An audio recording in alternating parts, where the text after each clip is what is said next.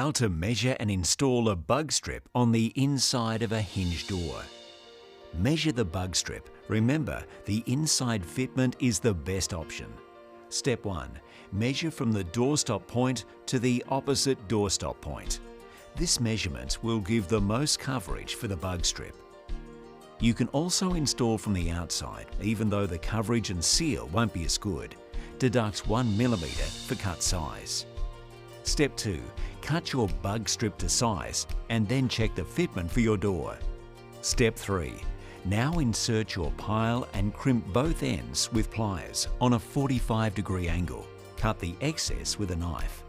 Step 4. Close the door, aligning the bug strip on the sill, making sure the fringe seals all gaps.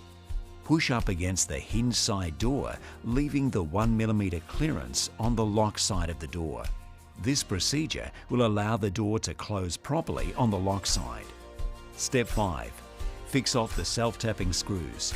Make sure you stay clear of the corner stakes for easy fitment. There you go, another Starline Security video teaching how to install a bug strip to a hinged door.